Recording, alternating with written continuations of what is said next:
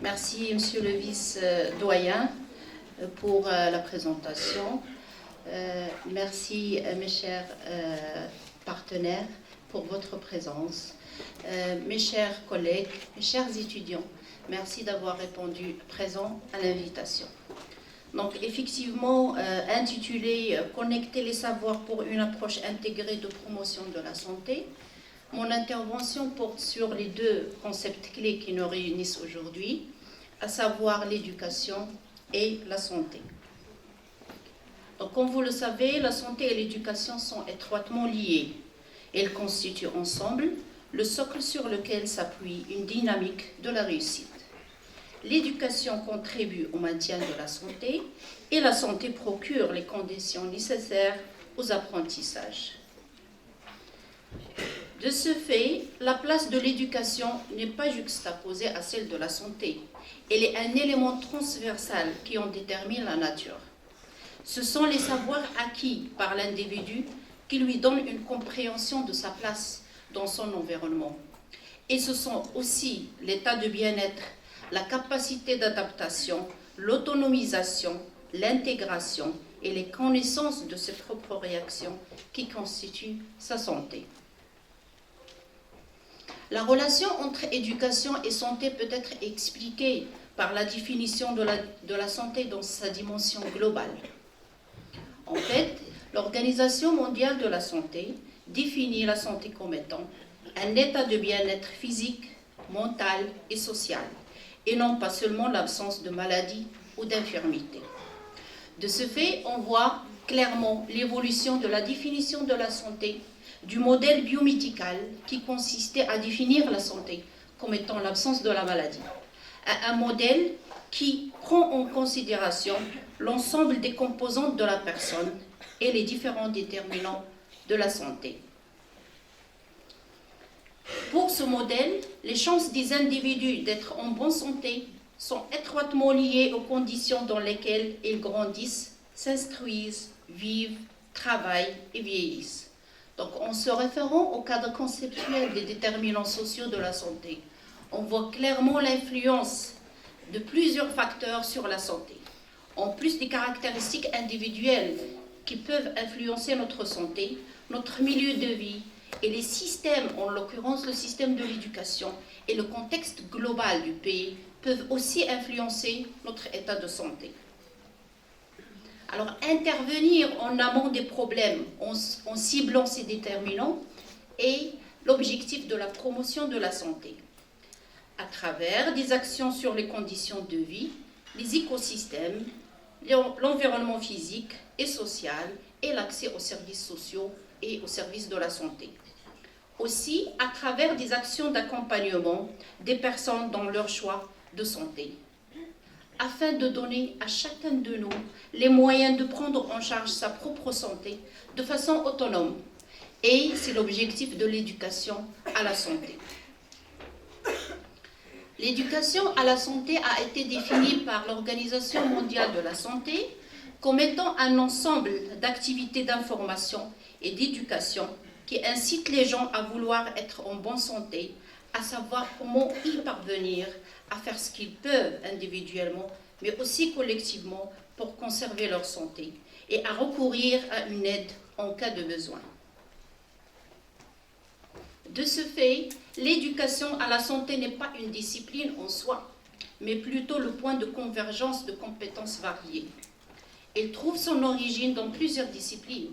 Donc, quand on parle éducation à la santé, il y a une équipe multidisciplinaire qui intervient, à savoir la pédagogie, la médecine, l'épidémiologie, la psychologie clinique et sociale, la communication sociale et aussi la sociologie.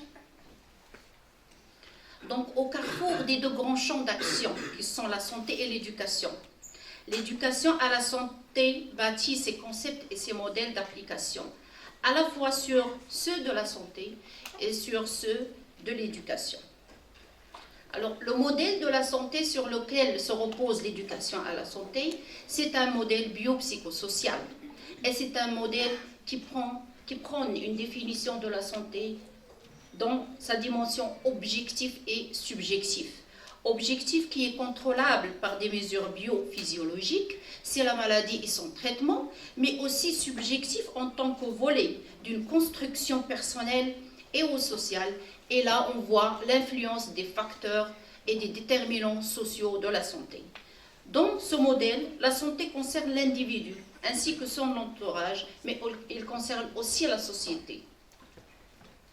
Le modèle de l'éducation sur lequel repose l'éducation à la santé, c'est un modèle qui s'inscrit dans une logique d'apprentissage, où l'acteur principal est la personne qui apprend. Cette personne contribue en priorité à la définition des objectifs et des contenus de son apprentissage.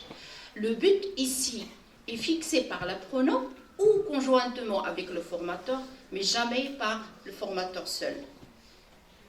Toujours dans ce modèle, et selon Mary Barth, ce n'est pas le contenu exposé qui informe d'abord l'apprenant, mais ce qu'il sait déjà qui lui permet de donner une signification au contenu exposé.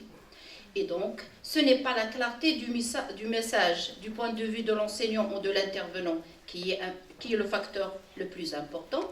C'est une composante importante, mais aussi c'est la capacité de ce message à déclencher quelque correspondance avec ce qui se trouve déjà dans son répertoire cognitif. Donc, il faut interpeller les connaissances déjà acquises chez la personne.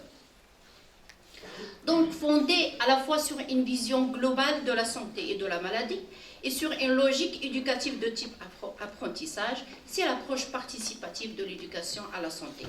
C'est une éducation qui suppose des choix pédagogiques, qui laisse une place à l'individu dans la construction et l'appropriation de savoirs utiles pour sa santé.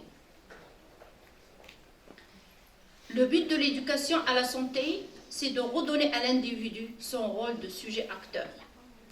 C'est de concevoir des actions ou des programmes qui ne vont pas rallonger la liste des interdits et des messages éducatifs. Donc, on va passer, ils sont passés de cette méthode et des méthodes anciennes qui, dans l'éducation de la santé, c'est ne pas faire ça et ne pas faire ça. En parallèle. Donc, une éducation à la santé favorable au développement du sens critique qui redonne confiance à la personne, qui renforce son estime de soi, l'envie, le désir et les projets de sujet dans un environnement social, humain et solidaire. Alors, dans ce contexte où il faut agir sur plusieurs facteurs, le développement de l'éducation à la santé met en jeu des partenariats diversifiés de plus en plus nombreux. Donc, comme on le voit dans ce schéma, il y a toujours et principalement le secteur de la santé qui interviennent dans le domaine de la santé. Mais dans le domaine de l'éducation de la santé, le secteur de la santé ne peut pas à lui seul résoudre des problèmes de la santé, surtout quand on parle des déterminants sociaux de la santé.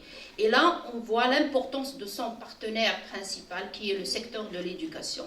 Mais aussi l'implication d'autres secteurs, tels la jeunesse, la justice et l'environnement, et la société civile, les sociétés savantes et les organismes, tels sont nos partenaires dans cet événement aujourd'hui.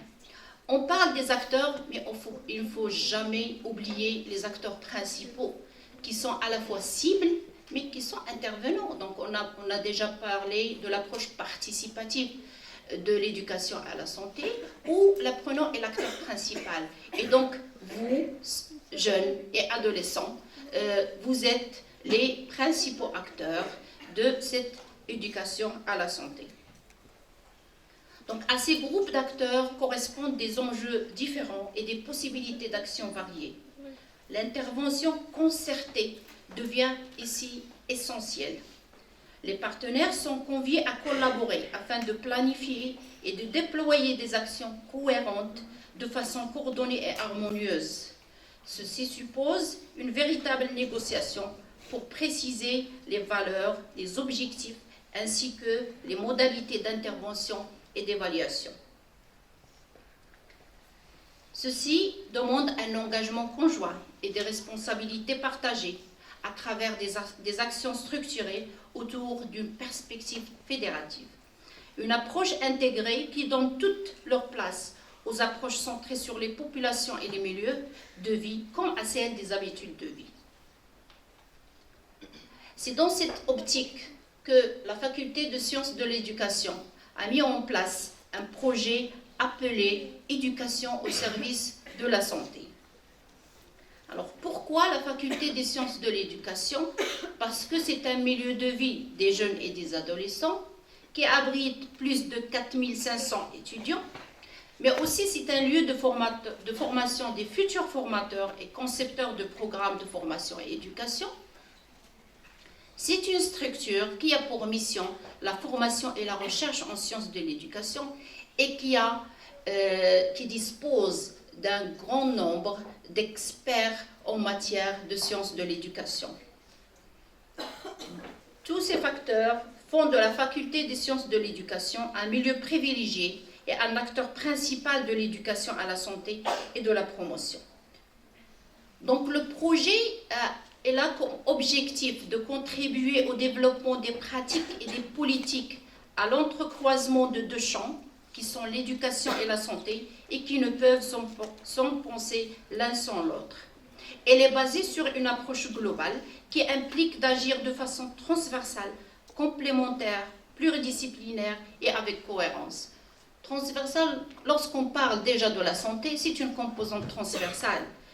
Multidisciplinaire, la preuve, c'est la présence de nos partenaires dans la célébration de cet événement aujourd'hui. Les principaux axes de notre projet, c'est l'éducation à la santé et l'organisation à la prévention de la dépendance, des violences, mais aussi des conduites à risque chez les étudiants et les jeunes en général. C'est aussi la production et le transfert des connaissances et le développement des compétences par la formation dans sa composante initiale et continue. C'est aussi le soutien scientifique au développement d'outils d'intervention et l'élaboration des politiques intersectorielles en matière d'éducation à la santé. Notre projet, c'est une aventure qui nécessite une construction à tout instant et un engagement de tous les acteurs et les partenaires. Je vous remercie pour votre attention.